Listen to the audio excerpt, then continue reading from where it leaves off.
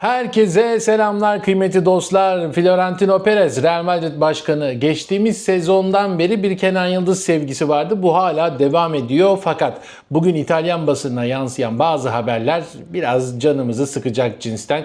Bunları değerlendireceğiz. Hazırsanız başlayalım.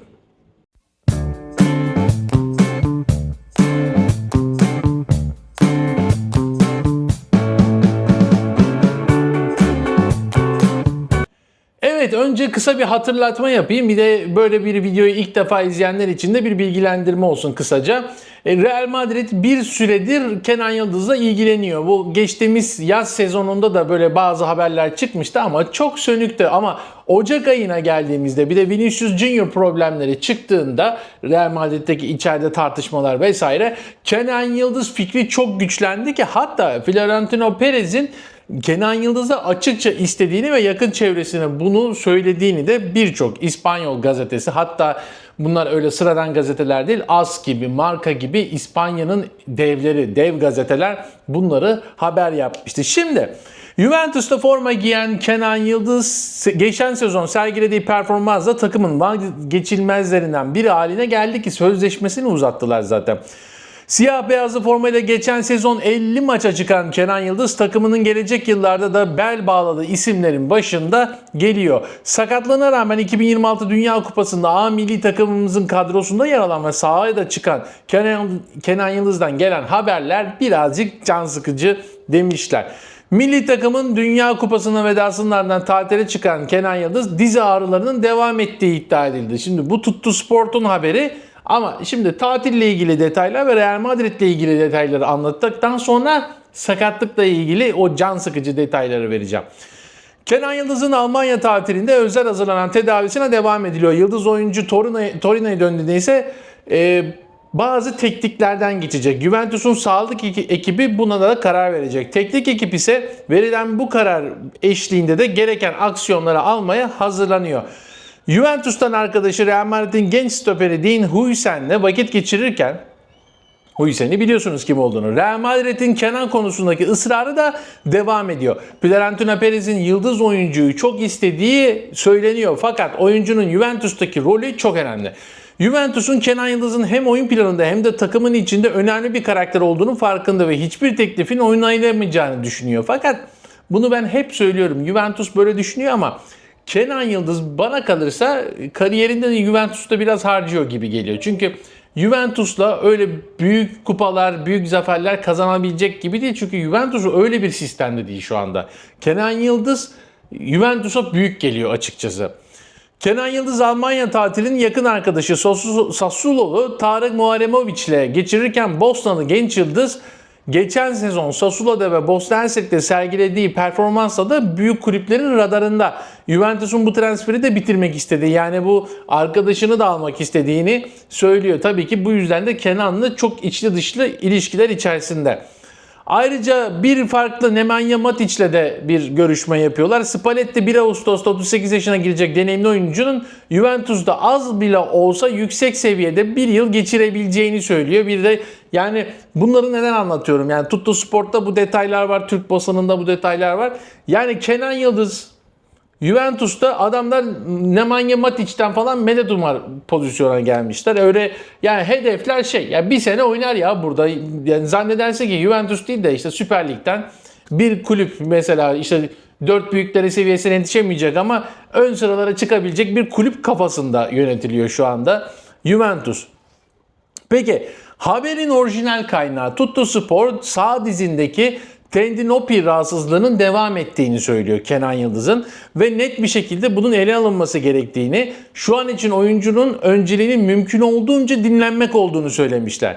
ABD'den yeni dönen Kenan öngörülen tedavilere devam etti. Bunlar iyileşme sürecinin bir parçası. Torino'ya dönüşünde durumu dikkatle değerlendirecek. Yoğun sezon nedeniyle şu an için ameliyat senaryosunun da göz ardı edilmediği yazıyor. Yani Kenan Yıldız'ın ameliyat edilebileceğini söylüyorlar. 20 Temmuz civarı belli olacakmış bu. Aynı zamanda da bu ameliyatla ilgili nihai kararı da oyuncunun menajer ekibiyle ortak bir şekilde alınacağını söylüyor. Bunu da Calcio Mercato gazetesinde yazıyor. Ameliyat şu an için arka planda ama ameliyat olma ihtimali olursa bunu menajeriyle ve oyuncuyla oturacaklar, takımda oturacak, konuşacaklar ameliyat yapalım mı yapmayalım mı diye. Çünkü ameliyat olursa şöyle bir durum var. Kenan'ın sakatlığı ile ilgili bir süre özellikle sezonun ilk aylarını kaçıracak. Önemli maçları kaçıracak. Bir Şampiyonlar Ligi mevzusu yok zaten ama yani sonuç olarak ilk ayları kaçıracak. O Şampiyonlar Ligi'nde olsaydı farklı şeyler olunabilirdi. O farklı şeyler düşünülebilirdi. Böyle bir durumda Kenan Yıldız'ın yeniden bir performans toparlama sürecine girmesi gerekecek. Fakat yani sakatlığı iyileşirse de tekrardan nüksetme durumu var. Yani sakatlığı iyileşti, tamam sorun yok gibi falan, tak çok önemli bir zamanda mesela Mart ayında, işte Şubat sonu, işte liglerin en böyle kızıştığı dönemde sakatlığın tekrar etmesi, nüksetmesi durumu var. Özellikle bizim milli maçlarımız var. Uluslar Ligi'nde önemli maçlara çıkacağız. Yani Avrupa'nın devleriyle oynayacağız artık. Her ne kadar bazıları milli takımdan ümidini kesse de ben hala ümitli olan tarafındayım. Montella ve yönetime rağmen. Çünkü Avrupa'da biraz daha farklı. O Dünya Kupası'nda bir şeyleri yapamadılar.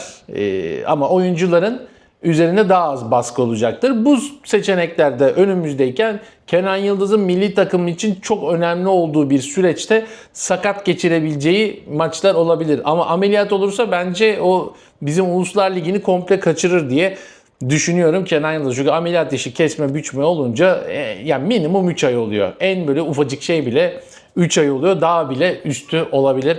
Real Madrid dedim. Juventus şu an bunu konuşuyor. Tekrar edeyim, Real Madrid'de tabii ki böyle bir durumda, yani Kenan Yıldız'ın şu an bir sakatlık durumu var. Real Madrid zaten istemişti transferi ama bu sakatlık durumundan dolayı şu an Real Madrid'in de o transfer süreci tamamen durmuş durumda.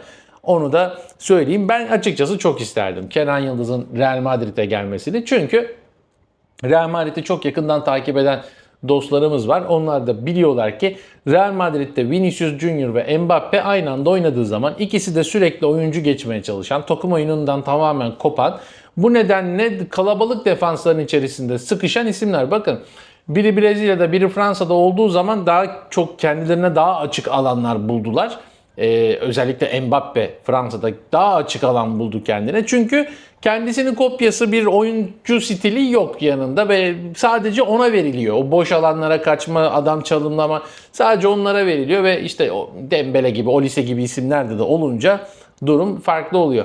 Şimdi Real Madrid'de de Kenan Yıldız gibi bir sol açık olduğu zaman işte Vinicius Junior gibi oyuncu geçebilen ama tek amacı oyuncu geçmek olmayan, yani takım oyununa da sürekli katkı sağlayan, takım oyunu içerisinde bulunan bir sol açık Real Madrid'in bütün o problemini çözecektir.